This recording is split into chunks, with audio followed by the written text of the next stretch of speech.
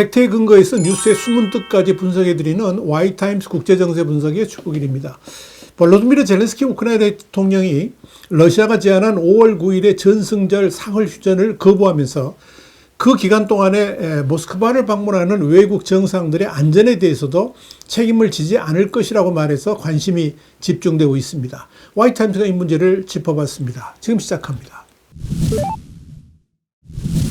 미국의 인터넷 매체인 폴리티코의 유럽파는 현지 시간으로 3일 젤렌스키 우크라이나 대통령이 러시아가 제2차 세계대전 승리 기념일, 그러니까 5월 9일이죠. 전승절이라고 그러는데 이 기념일 퍼레이드에 참석하기 위해서 모스크바를 방문하는 외국 대표단의 안전을 보장할 수 없다고 밝혔다면서 러시아가 일방적으로 선언한 5월 8일에서 10일까지의 사흘간 휴전도 거부했다라고 보도했습니다.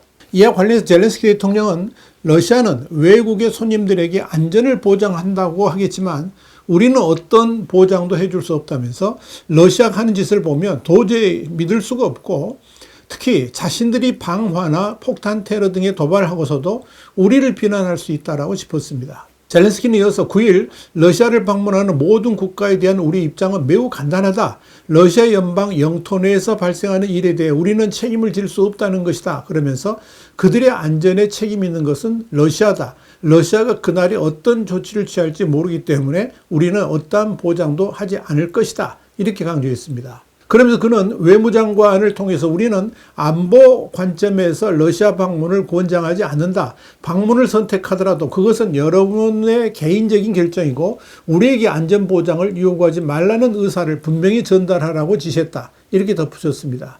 폴리티코는 이어서 현지 전승절 행사에는 중국의 시진핑 국가주석과 브라질의 루이스 이나시우 룰라 다 실바 대통령이 5월 9일 모스크바에서 열리는 소련과 동맹국의 나치 독일에 대한 승리를 기념하는 축하 행사에 참석할 예정인 지도자들 중에 포함되어 있다. 이렇게 설명했습니다. 러시아는 9일 모스크바 불궁광장에서 열리는 2차 세계대전 승리 기념 열병식에 20여 개국의 정상이 참석한다라고 밝힌 바 있습니다.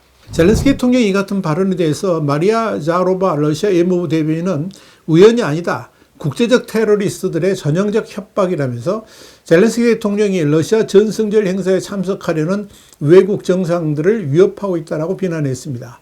드미트리 페스코프 크렘린궁 대변인도 러시아가 사흘 휴전을 제안한 목적은 장기적이고 지속 가능한 평화를 찾는 데 우크라이나가 준비됐는지 시험하기 위한 것이라면서 휴전 선언에 직접 대응하지 않으려는 태도는 우크라이나 정부의 이념적 기반이 신나치주의임을 명백히 보여준다라고 주장을 했습니다.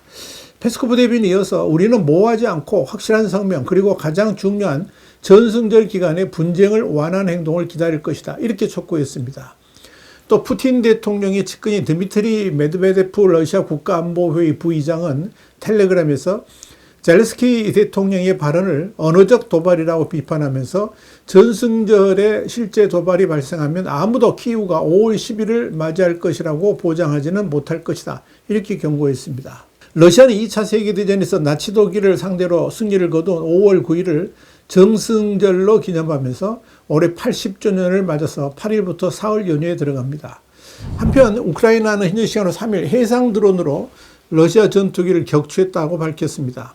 키우 인디펜던트는 현지 시간으로 3일 우크라이나 국방정보국 HUR의 발표를 인용해서 이날 군이 해상 무인기에서 미사일을 발사해서 러시아 수호위 30 전투기를 파악했다고 말했다. 그러면서 해상 드론을 이용해서 전투기를 격추한 것은 세계 최초다. 이렇게 밝혔습니다. 키우 인디펜던트는 이어서 이 전투기는 2일 흑해 주요 항구 도시인 노브로시스크 인근 해역에서 그룹 13이란 군 정보부대에 의해서 격추됐다면서 병력과 화력에서 러시아보다 열세인 우크라이나는 공중 및 해상 드론으로 러시아에 대응해 왔는데 해상 드론은 기존 선박보다 훨씬 작고 저렴하지만 러시아 흑해 함대에 큰 피해를 입히는 등 큰 역할을 해왔다라고 밝혔습니다. 그런데요, 이 러시아군이 막대한 손실에도 불구하고 우크라이나에서 더딘 진격을 계속하는 가운데 현재 속도로는 우크라이나 전역을 점령하려면 230년 이상 걸릴 것이다. 이런 분석이 나왔습니다. 포브스의 일본파는 3일 러시아가 우크라이나 전쟁을 펼침에 있어서 천문학적인 인명과 장비 손실 그리고 전쟁 장기화 가능성 속에 러시아의 군자금과 전쟁 수행 의지가 언제까지 유지될 수 있을지 의문이 나온다. 이렇게 보도를 했습니다. 포브스는 오신트, 그러니까 오픈소스 인텔리전스 분석가 비탈리의 견해를 인용해서 러시아군은 지난 4월 한 달간 우크라이나 영토 177제곱킬로미터를 점령하는 데 그쳤다면서, 반면 그 대가로 장비 약 4,800점 파괴, 인원 약 36,600명의 손실을 입었는데, 이는 우크라이나군 참모본부 등 공식 발표를 토대로 집계한 결과라고 짚었습니다. 반면 같은 기간 우크라이나군의 손실은 최소한에 그쳤다라고 포브스는 평가를 했습니다. 포브스는 이어서 우크라이나 전체 국토 면적 약 60만 3,500제곱킬로미터의 약 19%를 점령한 러시아가 현재의 진격 속도와 손실률을 유지한다면 전토 점령 시점은 2256년으로 추산됐다면서, 이 과정에서의 예상 인원 손실은 1억 100만 명인데, 이는 러시아의 현재 인구 1억 4,400만 명의 상당 부분을 차지한다라고 평가했습니다.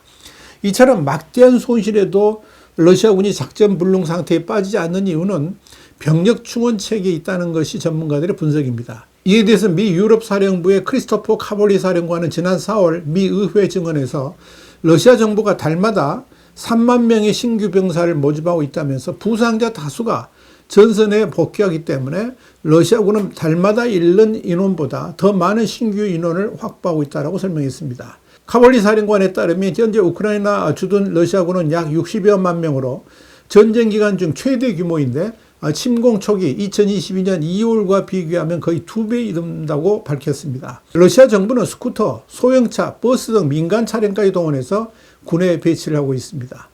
여기에 대해서 독일 국제안보연구소의 야니스 클루게 부소장은 러시아군의 기록적인 입대 규모는 고액의 계약 보너스와 전쟁이 곧 끝날 것이라는 추측 때문에 가능한 것으로 보인다, 이렇게 설명했습니다. 문제는 러시아의 이런 병력 충원 방식의 지속 가능성입니다.